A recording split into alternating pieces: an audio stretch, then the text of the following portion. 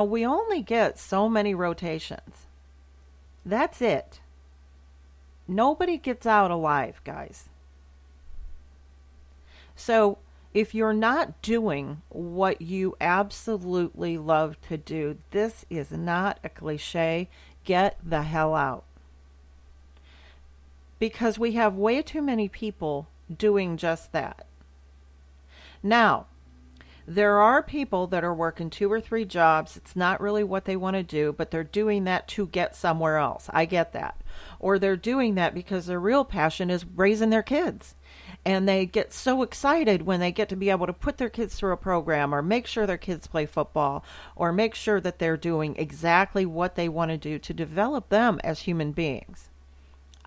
That's not because that person who maybe holds the three jobs, who's, got the full-time job during the day and maybe going and working at, Barnes and Noble or McDonald's or whatever at night just to bring in more money. But that excites them. So don't misunderstand me. Work ethics, jobs get us to the next level. But if this is your air quote dead end job, get the hell out. Nobody needs you like that. You, first and foremost, do not need you like that. Now, I get to say this at a time when jobs are aplenty. Work is out there. We're at an all-time low for unemployment. You sit down and you start making notes about what you did when you were little that you loved doing the most. Say about 11, 12, 13, 14, 15.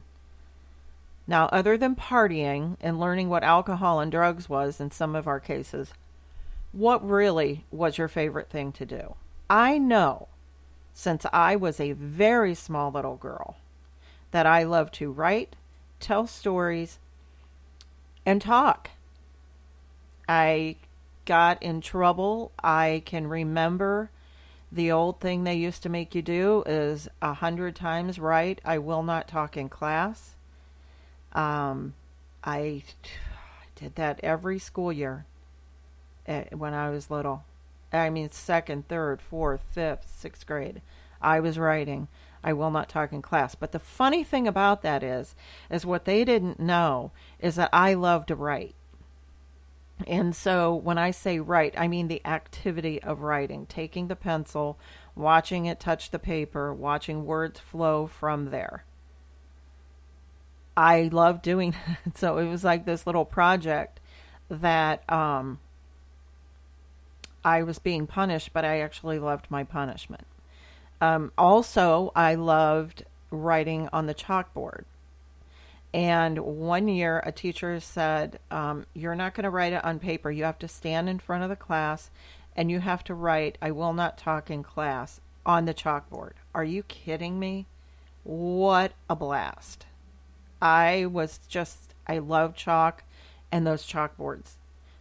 My parents tried so hard to get me the right chalkboard when I was a little girl, and they kept putting this, like, the manufacturers put some stupid ass finish over it, and so it wasn't doing like they did at school. But yeah, so it wasn't. I even got paddled with a wooden paddle. That's how old I am. I was in fifth or sixth grade. I was talking in class. This mean teacher that we had took me out in the hallway, and she just took so much pleasure with that paddle. And she whacked me, and it hurt, and she hit me in the middle of the thighs instead of on my butt, and I could barely walk. And I looked her straight in the eye, and I said, and I was just such an idiot, and I looked her straight in the eye, and I was just choked, just getting ready to cry, and I just looked at her, and I said, it didn't hurt. And she said, maybe this will, and she took me in front of the class. And then she whacked me again. And I had welts on my legs. Can you imagine that? And she was allowed to do that. It blows my mind. It blows my mind. All for talking in class. But guess it didn't stop me from talking. It's one of my favorite things to do. So every job that and I've known this all my life, but every job that I've had, it had to involve talking. Customer service, telephone sales, just being the manager, being able to train. All my life, I've just wanted to do this. I got involved in public speaking and speech in high school. And so I have a passion for it, is what I'm getting at. I know in my soul that's who I am. So if you're in a dead end situation, find out what your gig was. What did you love? And bring that back to life. And if you're not in a situation right now where you can move on from your day job and you've got to pay bills and you've got a house and you've got vacations and you've got family, I get it. I understand. But I'm just going to tell you, I'm not recommending. I'm telling you, do what you love in your spare time. Find a way to give your passion an hour, 2 hours, 3 hours a week.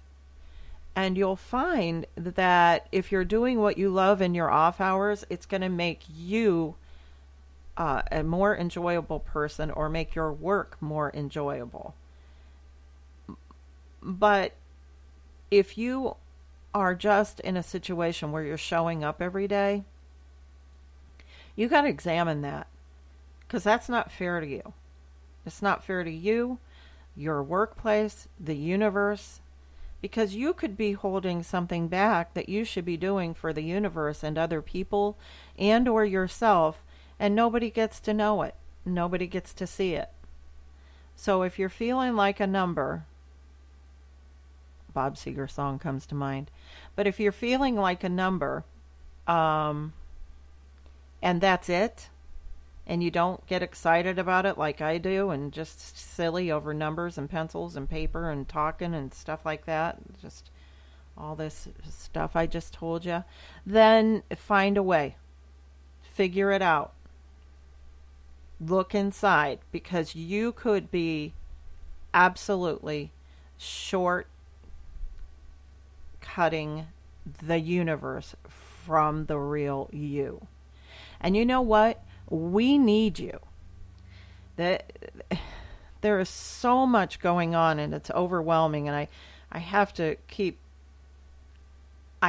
limit the amount of news that I watch or intake, because it's overwhelming of the bad that's going on out there. But in the meantime, there is a lot of good as well.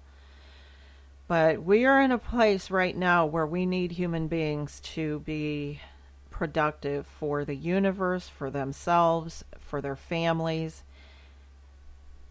So I'm asking you a favor, and I'm telling you, I guess at the same time, really take a look inside and see what it is that you love, that you have a passion for.